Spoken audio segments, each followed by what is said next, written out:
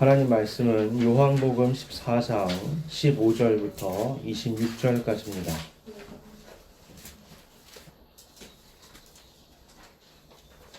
요한복음 14장 15절부터 26절까지입니다. 봉독하겠습니다. 너희가 나를 사랑하면 나의 계명을 지키리라. 내가 아버지께 구하겠으니 그가 또 다른 보혜사를 너희에게 주사 영원토록 너희와 함께 있게 하리니 그는 진리의 영이라. 세상은 능히 그를 받지 못하나니 이는 그를 보지도 못하고 알지도 못함이라. 그러나 너희는 그를 아나니 그는 너희와 함께 거하시며 또 너희 속에 계시겠음이라. 내가 너희를 고아와 같이 버려두지 아니하고 너희에게로 오리라. 조금 있으면 세상은 다시 나를 보지 못할 것이로되 너희는 나를 보리니 이는 내가 살아있고 너희도 살아있겠음이라. 그날에는 내가 아버지 안에 너희가 내 안에 내가 너희 안에 있는 것을 너희가 알리라. 나의 계명을 지키는 자라야 나를 사랑하는 자니 나를 사랑하는 자는 내 아버지께 사랑을 받을 것이요 나도 그를 사랑하여 그에게 나를 나타내리라. 가룟신 아닌 유다가 이르되 주여 어찌하여 자기를 우리에게는 나타내시고 세상에는 아니하려 하시나이까. 예수께서 대답하여 이르시되 사람이 나를 사랑하면 내 말을 지키리니 내 아버지께서 그를 사랑하실 것이요 우리가 그에게 가서 거처를 그와 함께 하리라. 나를 사랑하지 아니하는 자는 내 말을 지키지 아니하나니 너희가 듣는 말은 내 말이 아니요 나를 보내신 아버지의 말씀이니라. 내가 아직 너희와 함께 있어서 이 말을 너희에게 하였거니와 보혜사 곧 아버지께서 내 이름으로 보내실 성령 그가 너희에게 모든 것을 가르치고 내가 너희에게 말한 모든 것을 생각나게 하리라. 아멘. 오늘은 기독교 절기 중에서 성령 강림절입니다. 성령 강림절은 뭐냐? 다 아시겠지만 그 마가의 다락방에서 임했던 성령의 역사를 우리가 기념하면서 지키는 절기죠. 그런데 여러분 생각해보면 성령의 역사는 창조 때부터 사실 있었잖아요. 성부, 성자, 성령의 창조 사역이 이미 있었습니다. 구약의 많은 이야기에서도요, 성령의 역사는 쉽게 발견할 수가 있습니다. 예수님의 공생애도 어떻죠? 예수님이 성령을 의지하셔서 일하셨던 것을 우리가 알 수 있잖아요. 그럼에도 불구하고 왜 콕 찍어서 다락방에서 임하셨던 성령의 역사를 우리가 이제까지 기념하는 걸까요? 그 이유는 바로 이때부터 성령의 역사가 질적으로 달라졌기 때문입니다. 구약의 선지자들과 사사들의 경우를 보면요, 그 성령의 역사는 일시적이고 또 외적인 거였습니다. 예를 들면 하나님께서 하나님의 역사를 이끌어 가시잖아요. 사람을 도구로 쓰시는데 어떤 이한테는 야, 너 가서 이 말을 전해. 성령이 역사하시면서 그 사람이 감동 가운데 하나님이 주신 말씀을 전하는 겁니다. 굉장히 일시적이죠.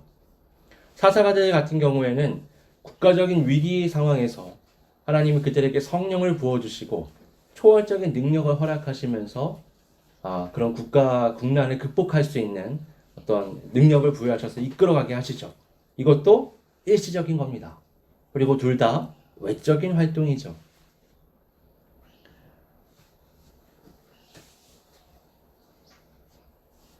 그런데 마가의 다락방에서부터는요, 이 성령의 역사가 달라집니다. 특정한 소수에게 일시적으로 임하는 또 외적으로 임하는 그런 형태가 아니라요. 거기 있는 모든 사람에게 성령이 임합니다. 아무 차별이 없이요. 그리고 어떻게 해요? 그 사람과 영원히 함께 하시면서 그 사람의 속사람을 변화시켜 나가시죠. 물론 우리가 아는 방언, 예언, 말씀 등 그 은사들이 주어져서 이것이 외적으로 나타납니다. 하지만 성경이 말하는 성령의 역사라는 건 항상 이 개인의 내면에 훨씬 더 집중이 되어 있습니다. 은사는 그냥 외적으로 자연스럽게 나타나는 반응일 뿐이죠. 고린도전서 13장에서는요, 이런 말들이 나옵니다. 천사와 같은 방언, 천사가 말하는 것 같은 방언, 모든 것을 꿰뚫는 예언, 산을 옮길 만한 믿음, 굉장한 것들이죠. 자신까지 불사르게 내어주는 그 헌신, 엄청난 것들인데 거기에 하나님의 사랑이 없다면 그건 아무것도 아니야 라고 말씀합니다. 그만큼 성경은 속 사람의 변화에 가장 큰 초점을 맞추고 있습니다. 이러한 성령의 임재의 어떤 변화, 일시적이고 외적인 거에서 영원하고 내면적인 것으로의 이 변화는 갑작스러운 것이 아닙니다. 이미 충분히 예고되어 있었던 것이죠. 오늘 본문은 그러한 예고들 중에 하나입니다. 오늘 본문이 포함된 요한복음 13장은 이 예수님의 승천과 재림하심에 대해서 예수님이 제자들에게 최후의 만찬 자리 때 쭉 설명을 하고 계십니다. 그러면서 보혜사, 고 성령의 오심에 대해서 같이 말씀하고 있는 겁니다. 지금 이 시점이 최후의 만찬이라고 말씀드렸잖아요. 잠시 뒤면 예수님이 십자가에 못 박혀 죽으십니다. 엄청난 혼란스러운 상황이 벌어지겠죠. 3일 만에 부활하시고 제자들에게 모습을 나타내실 거예요. 그리고 40일이 지나면 이제는 승천을 하실 겁니다. 여러분, 강력한 리더십의 부재는 큰 혼란을 야기합니다. 더구나 예수님이시잖아요. 예수님이 안 계신다? 이건 제자들에게 있어서는 상상할 수 없는 일입니다. 며칠 뒤면 제자들은 예수님의 십자가 사건에서 그걸 몸소 경험할 거예요. 짧은 시간이었지만 그들은 엄청난 혼란을 경험합니다. 그리고 나서 어떻게 해요? 예수님이 승천하시고 나면 더 큰 공백을 느낄 수밖에 없는 상황이 기다리고 있는 거죠. 그래서 예수님은요, 지금 최후의 만찬 자리에서 이 제자들에게 차근차근 자신의 죽음, 그리고 부활, 그리고 승천에 대해서 또 재림에 대해서 설명을 하셨던 겁니다. 이 제자들의 눈에는요, 십자가의 사건은 엄청난 시련이었어요. 하지만 예수님의 눈에는 그것은 죄와 사망의 권세를 깨트리는 놀라운 사건이었습니다. 마찬가지로 예수님의 승천은 성령이 각자에게 역사하시는, 더 이상 예수님을 물리적으로 가까이 만나야지만 함께하는 게 아니라 성령이 내주하시면서 나와 늘 함께하시는 놀라운 한 페이지를 여는 사건이에요. 그래서 제자들에게 충분히 지금 설명을 하고 계신 겁니다. 예수님은 성령에 대해서 또 다른 보혜사라는 이제 소개를 표현을 하시는 거죠. 이건요, 또 다른이란 표현을 통해서 뭘 알 수 있냐면 예수님 자신을 스스로 보혜사라고 인식하고 계시다는 걸 우리가 알 수 있는 겁니다. 이 보혜사라는 헬라어는요, 파라클레토스라고 해요. 이게 원어가 뭐냐면 동사인데 파라칼레오라고 합니다. 이게 어떤 의미가 있냐면 부르다, 위로하다, 격려하다, 이런 의미가 있어요. 여기서 파생된 파라클레토스는 어떤 의미가 있느냐? 돕기 위해서 부름을 받은 자, 남을 위해서 나타난 자, 중재자, 중보자, 조정자, 탄원자, 돕는 자, 상담자, 뭔가 그 사람의 어렵거나 힘들거나 부족함을 채워주고 도와주고 이끌어주고 격려해주는 그런 존재가 파라클레토스인 겁니다. 그 유대인 사회에서는 어떤 거냐면 이 법정에서 이 피고를 유리하게 증언하기 위해서 서 있는 친구 같은, 증인으로 서 있는 친구 같은 존재래요. 지금으로 말하면은 변호사, 증인, 친구 뭐 이런 게 다 합쳐져 있는 존재 같은, 그것이 바로 보혜사라는 겁니다. 하나님과 우리 사이에 그 보혜사로서 예수님이 계신 거예요. 하나님과 우리 사이에는요, 도저히 뛰어넘을 수 없는 간극이 있습니다. 이 간극은요, 죄의 파괴로 인한 것이었습니다. 죄가 가로막고 있는 이 간극은 도저히 어떻게 우리 힘으로 메꿀 수 있는 게 아니죠. 이 죄를 두고서 양쪽으로 하나님과 우리는 서로 상반된 자세를 취했습니다. 우리는 어땠느냐? 인간은 하나님을 향해서 불순종의 자세를 취하죠. 거기에 대해 하나님은 어떠시냐? 심판의 자세를 취하셨습니다. 근데 하나님과 우리의 자세는 이제 차이가 있어요. 그건 누가 먼저 그런 자세를 취했느냐 하는 겁니다. 사람이 불순종했죠. 하나님은 거기에 대한 반응으로 심판의 자세를 취하신 겁니다. 사람이 불순종하지 않았다면 하나님의 심판은 있지 않았겠죠. 그런데 불순종에 대한 하나님의 반응은요, 심판으로만 머물지 않았습니다.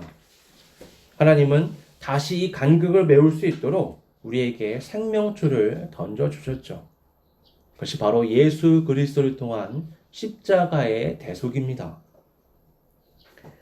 하나님과 인간 누구도 계획하지 않았는데 예수님이 그냥 오셔서 십자가를 지신 게 아니라는 겁니다. 예수님은 하나님의 말씀에 순종하여 성부에게 순종하여 성자께서 오셔서 십자가를 지신 거죠. 그래서 십자가는요, 하나님의 어떤 용서의 표현이라고 말할 수 있습니다.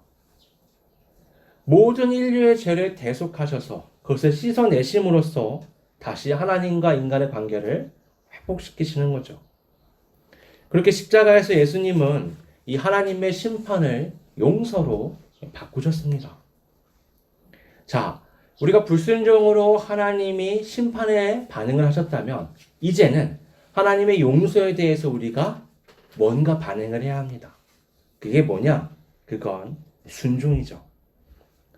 이전에는 불순종으로 심판을 불러왔기 때문에 이제는 용서 앞에서 순종으로 반응을 해야 합니다. 그래야 구원으로 이어질 수 있는 거죠. 바로 이 지점에서 보혜사의 역할이 중요해지는 겁니다. 성령의 역할이 중요해지는 거죠. 보혜사는 우리에게 무엇이 하나님의 말씀인지, 어떻게 하는 것이 순종인지 우리에게 가르쳐 주십니다. 그래서 우리를 어떻게 해요? 성화의 길로 인도해 가시는 거죠. 다시 말해서 성령님의 사역이 뭐냐? 그것은 우리에게 하나님의 말씀을 제대로 깨닫고 그 말씀대로 삶을 살 수 있도록 도와주시는 겁니다. 이것이 오늘 본문 가운데 굉장히 잘 나타나 있습니다. 15절에 먼저 보면 너희가 나를 사랑하면 나의 계명을 지키리라 라고 말씀합니다. 여기 순종의 개념이 들어가 있죠. 너희가 나를 사랑하면 내 계명을 지킬 것이다. 여러분, 사랑은 감정이죠. 예수님이 그러잖아요. 너 나 사랑하면 내 계명 지킬 거야. 근데 흥미로운 건 사랑은 감정입니다. 눈에 보이는 게 아니죠. 반면에 이 지킨다라는 건 행동을 의미합니다. 눈에 보이는 거죠. 예수님은 이 자신에 대한 사랑과 자신의 말을 순종하는 것을 연결해서 말씀하시는 겁니다. 이 둘은 떨어질 수가 없어요. 눈에 보이는 순종을 통해서 눈에 보이지 않는 사랑을 확인하는 겁니다. 그래서 예수님은 너 나 사랑하면 내 계명을 지킬 수밖에 없어 라고 말씀하시는 겁니다. 이제 곧 예수님은 십자가의 대속을 완성하시고 부활 후 승천하실 겁니다. 제자들은 그 사랑과 순종의 대상을 잃어버리게 되는 거죠. 그래서 예수님은 25절, 26절에 이렇게 말씀하십니다. 내가 아직 너희와 함께 있어서 이 말을 너희에게 하였거니와 보혜사 곧 아버지께서 내 이름으로 보내실 성령 그가 너희에게 모든 것을 가르치고 내가 너희에게 말한 모든 것을 생각나게 하리라. 여러분, 3년 동안 예수님은 그들과 함께 하시면서 늘 가르치셨죠. 예수님과 그 동일한 사역을 성령님께서 앞으로 영원히 하시겠다라고 말씀하시는 겁니다. 심지어 성령의 사역은 예수님의 사역보다 한 걸음 더 나가는 면이 있습니다. 그냥 가르치는 데서 멈추는 것이 아니라 어떻게 해요? 생각나게 하리라. 이 말이 뭐예요? 외부에서 도움을 주는 정도가 아니라 네 속 안에 들어가서 너의 머리와 너의 마음과 너의 영혼에 영향을 끼쳐서 어떻게 해요? 그 말씀을 떠올리게 하겠다. 샘솟게 하겠다라고 말씀하시는 겁니다. 예수님의 사역과 성령의 사역이 다 뭐랑 연관되어 있죠? 말씀과 연관되어 있죠. 본문에 계명이라고 자꾸 나오는데 그것은 말씀을 의미하는 겁니다. 21절을 보면 나의 계명을 지키는 자라야 나를 사랑하는 자니 나를 사랑하는 자는 내 아버지께 사랑을 받을 것이요 나도 그를 사랑하여 그에게 나를 나타내리라 라고 말씀합니다. 이 15절에 했던 말씀이 또 비슷하게 여기서 등장을 하죠. 15절에서는 어떻죠? 예수님과 우리의 관계, 네가 사랑하면 순종할 거야 라고 말하는데 이게 21절에서 어떻게 확대되느냐? 그 관계가 자연스럽게 하나님과의 관계로까지 연결되는 겁니다. 내가 예수님의 말씀에 순종해 살아가는 게 하나님과도 좋은 관계로 연결된다라고 말씀하시는 거예요. 이게 어떻게 가능한 거냐? 본문을 거슬러서 더 앞에 있는 10절을 보면 여기에 대해 예수님이 힌트를 말씀하십니다. 내가 아버지 안에 거하고 아버지는 내 안에 계신 것을 네가 믿지 아니하느냐? 내가 너희에게 이르는 말은 스스로 하는 것이 아니라 아버지께서 내 안에 계셔서 그의 일을 하시는 것이라. 예수님이 지금 우리에게 하시는 말씀, 하는 행동 모든 게 어떻게 해요? 하나님 안에, 하나님이 그분 안에 계시기 때문에 하는 것이다. 그러니까 예수 그리스도 안에서 그의 말씀을 순종하는 것은 곧 하나님의 말씀을 순종하는 것이죠. 예수 그리스도와의 온전한 관계는 따라서 하나님과의 온전한 관계로까지 이어지는 겁니다. 그러면 거기서 연장해서 보혜사 성령님과의 관계도 당연하게 우리가 연결되어진다라고 말할 수 있습니다. 그래서 여러분 성부, 성자, 성령 하나님과 우리의 관계, 삼위일체 하나님과 우리의 관계에서 핵심이 뭐냐? 말씀이 자리하고 있다는 걸 알 수 있습니다. 이 말씀에 대한 우리의 자세는 뭐예요? 건강한 그리스도의 자세는 순종이고 그 순종은 사랑이 없이는 불가능한 겁니다. 23절, 24절은 말씀합니다. 예수께서 대답하여 이르시되 사람이 나를 사랑하면 내 말을 지키리니 내 아버지께서 그를 사랑하실 것이요 우리가 그에게 가서 거처를 그와 함께 하리라. 나를 사랑하지 아니하는 자는 내 말을 지키지 아니하나니 너희가 듣는 말은 내 말이 아니요 나를 보내신 아버지의 말씀이니라. 앞서 말씀드렸다시피 보이는 순종을 통해 보이지 않는 사랑을 확인하는 겁니다. 예수님이 여기에 대해 다시 한번 말씀하시는 거죠. 본문 앞에 어떤 게 있냐면 빌립이 예수님께 성부 하나님을 보여달라고 말하는 장면이 있습니다. 거기에 대해 예수님이 이렇게 말씀하세요. 빌립아, 내가 이렇게 오래 너희와 함께 있으되 네가 나를 알지 못하느냐? 나를 본 자는 아버지를 보았거늘 어찌하여 아버지를 보이라 하느냐? 내가 아버지 안에 거하고 아버지는 내 안에 계신 것을 네가 믿지 아니하느냐? 내가 너희에게 이르는 말은 스스로 하는 것이 아니라 아버지께서 내 안에 계셔서 그의 일을 하시는 것이라. 분명히 성부 하나님은 어때요? 보여요? 보이지 않죠. 빌립의 눈에 보이지 않는 겁니다. 하지만 예수님 뭐라고 말씀하시는 거죠? 너는 이미 안다라고 말씀하시는 겁니다. 아버지가 내 안에 있고 내가 아버지의 말을 하고 아버지의 일을 하기 때문에 너는 이미 아버지를 안다라고 말해요. 그럼 비슷한 개념으로 오늘 본문에 17절에서도 성령에 대해서 말씀하십니다.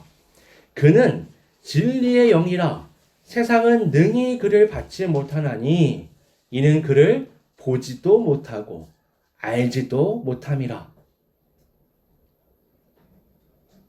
그러나 너희는 그를 아나니 그는 너희와 함께 거하심이요 또 너희 속에 계시겠음이라. 여러분 세상이 성령을 받지 못하는 이유는 보지 못하고 알지 못하기 때문이죠. 하나님 안 보이는데 어떻게 믿냐? 이렇게 얘기하잖아요.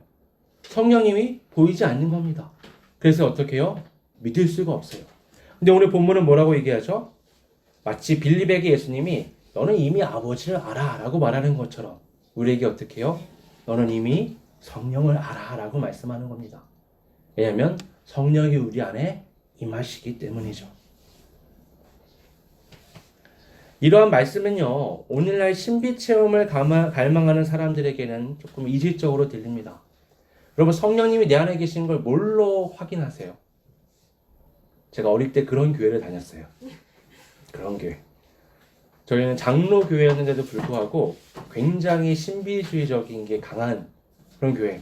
그래서 중학교 1학년을 올라가서 기도를 처음부터 그 통성 기도로 배우고, 그다음에 바로 방언을 막 사람들이 하고, 방언을 안 하면 이상한 사람으로 취급되는 그런 환경 가운데서 신앙생활을 했었는데요. 사람들은요, 자꾸 뭔가 외적으로 나타나야 성령이 내 안에 계시다라고 생각을 해요. 근데 성경은 뭐라고 말하냐면요, 너가 나를 사랑하고 내 말에 순종하는 행동을 보여주지 않으면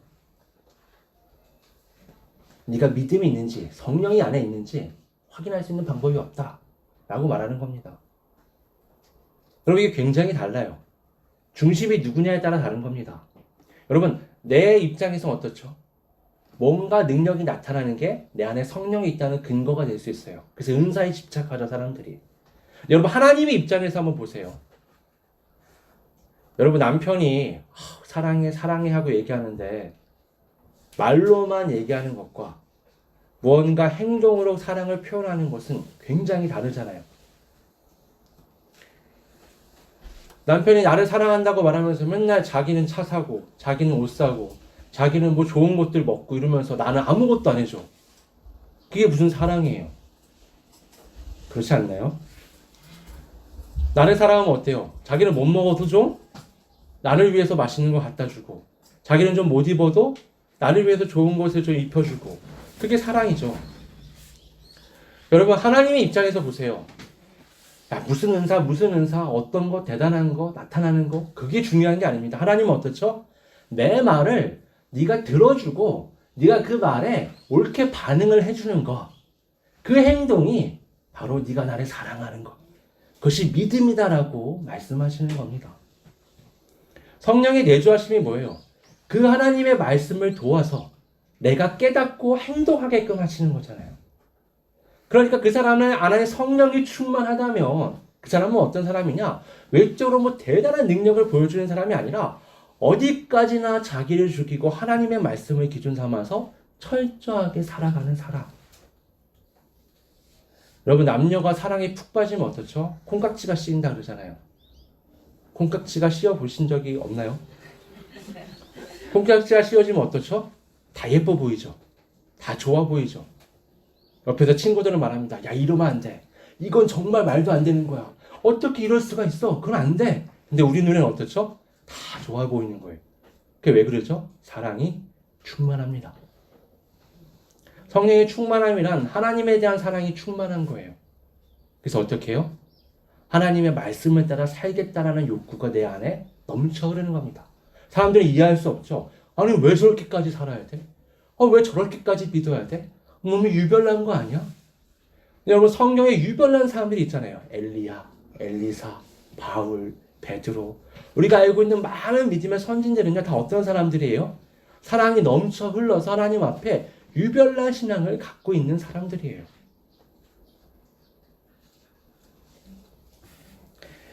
마지막 날에 대한 얘기 중에 예수님이 이런 말씀을 하신 적이 있습니다. 마태복음 7장 20절부터 23절에 있는 말씀인데요. 제가 읽어드릴게요. 이러므로 그들의 열매로 그들을 알리라. 나더러 주여 주여 하는 자마다 다 천국에 들어갈 것이 아니요 다만 하늘에 계신 내 아버지의 뜻대로 행하는 자라야 들어가리라. 그날에 많은 사람이 나더러 이르되 주여 주여 우리가 주의 이름으로 선지자 노릇하며 주의 이름으로 귀신을 쫓아내며 주의 이름으로 많은 권능을 행하지 아니하였나이까 하리니 그때 내가 그들에게 밝히 말하되 내가 너희를 도무지 알지 못하니 불법을 행하는 자들아 내게서 떠나가라 하리라. 예수님이 뭐라고 말씀하시죠? 내가 분명히 밝히 알게 하겠다라고 말씀하시잖아요. 그거 아니라는 얘기예요. 여기서 어떻죠? 분명히 아버지의 뜻을 따라 행하는 것과 신비적인 체험과 현상이 딱 구분되잖아요. 분리되는 겁니다. 이게 두 가지가 같이 꼭 있는 게 아니라는 거예요. 두 개는 엄연히 말하면 다르다는 겁니다. 예언, 축기, 권능이 하나님을 향한 우리의 신앙, 내 안에 계신 성령의 임재하심의 정도를 나타내는 척도가 되지 않습니다. 오직 하나님의 말씀에 대해서 내가 어떻게 순종하여 살아가는가, 그것만이 신앙의 척도가 되는 거죠. 오늘도 뭐 연예인 부부가 이혼했다 이런 얘기 제가 아침에 보고 깜짝 놀랐는데, 이렇게 보면요, 아니 그게 아니라 TV로 보면, 아니 얼마 전에도 같이 막 쇼프로 나오고 그랬거든요. 그러니까 제가 눈에는, 아니 뭐 얼마 전까지 TV에 나와서 그렇게 잘 산다고 보여주놓고서, 와, 이게 보이는 것과 보이지 않는 곳에 이건 굉장히 다르구나. 하나님과 나와의 관계예요, 여러분.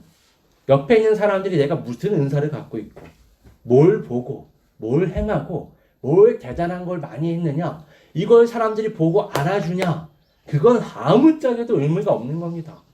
중요한 건 뭐냐? 나하고 하나님의 관계잖아요. 하나님이 나를 어떻게 보고 계시느냐, 하나님이 나를 어떻게 인정하시느냐, 내가 하나님 앞에 뭘 하고 있느냐, 지금.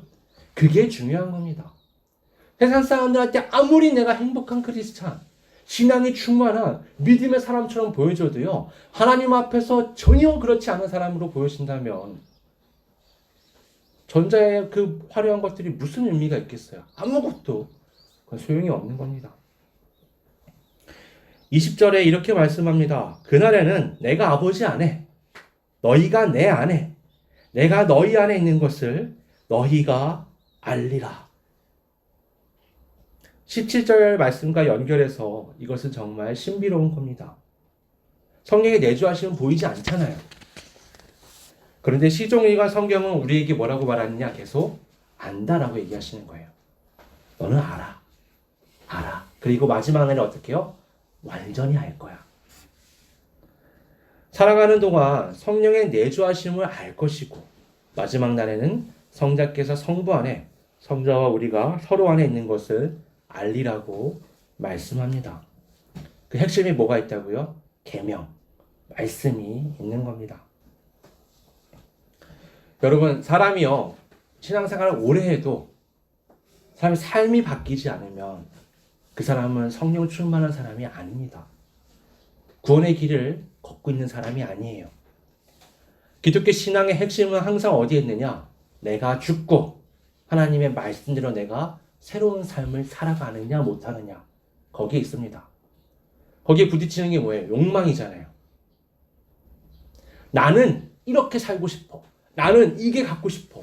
나는 이런 걸 갖추고 싶어. 나는 이런 인생을 살고 싶어 라는 게 내 안에 있는데, 성령은 어떻게 얘기하죠? 그렇게 살면 안 돼. 그러지 마. 버려. 생각을 바꿔. 나아가. 손을 펼쳐. 내어줘. 헌신해. 희생해. 라고 말한단 말이죠. 하나님의 말씀은 언제나 내 욕망과 부딪혀요. 그래서 여러분, 내가 나를 사랑하면 절대 하나님의 말씀을 순종하지 못합니다. 하나님 사랑하지 않기 때문이에요. 자세히 봐야 돼요, 여러분. 하나님을 사랑한다고 우겨놓고 실제로 나를 사랑하는 사람들이 너무 많습니다. 자세히 자신을 살펴야 돼요. 그리고 인정해야 돼요. 아, 내가 하나님 사랑하지 않고 있구나. 그럼 어때요? 회개하고 다시 말씀을 보고 성령께 도우심을 구하고 하나님 사랑을 향해 나아가는 거죠. 여러분, 예수를 믿기 전에는 세상의 법과 자신의 기준이 우선이에요. 하지만 예수를 믿고 나서부터는 어떻죠? 하나님의 말씀이 기준이 되는 삶을 살아가는 겁니다. 여러분, 평범한 보통의 사람들은 그 삶을 살지 못합니다. 성령이 우리 안에 내주하셔야지만 그 삶을 살고 싶다는 생각이 들어요. 아까도 얘기했지만 사랑이 내 안에 있어야 그 사람의 말대로 살고 싶은 생각이 드는 것처럼, 성령이 내 안에 계시고 하나님을 향한 사랑이 내 안에 있어야 하나님의 말씀대로 살고자 하는 동기가 생겨나는 겁니다. 그리스도를 향한 사랑이 있을 때 사람은 말씀을 따라 순종하고 싶어집니다. 반대로 사람이 자기를 사랑하면요, 하나님을 미워하고 하나님 말씀에 불순종하게 됩니다. 둘은 명백하게 삶으로 그 차이가 드러납니다. 이건 정확히 반별할 수밖에 없어요. 성령은 우리에게 하나님의 말씀을 가르치시고 생각나게 하십니다. 하지만 그 말씀대로 살아가는 건 저절로 되는 게 아니에요. 순종은 여러분 우리의 몫입니다. 하나님 뭐라고 말씀하시죠? 무릇 지킬 만한 다른 것보다 내 마음과 내 생각을 지키라 라고 말씀하시잖아요. 지키라가 뭐예요? 내가 지켜줄게요? 아니죠. 지키랍니다. 지키라. 여러분 내 마음과 내 생각은요 내가 지켜야 되는 거예요.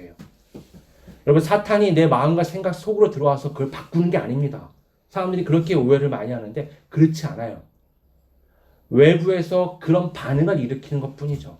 내 속 안에서 영향을 미치고 바꾸는 분은 성령님밖에 안 계십니다. 그리고 내 마음과 생각을 지켜야 되는 존재는 나예요. 하나님의 말씀을 따라 내 마음과 생각을 지키고 그 말씀대로 살려고 노력해야 합니다. 그것이 그리스도 예수 안에 사는 삶, 또 예수께서 내 안에 사시는 삶입니다. 오늘도 이 구원의 길을 계속해서 걸어가는 우리 모두가 될 수 있기를 주님의 이름으로 축원합니다. 이 시간 함께 기도하겠습니다. 사랑과 은혜가 풍성하신 아버지 하나님,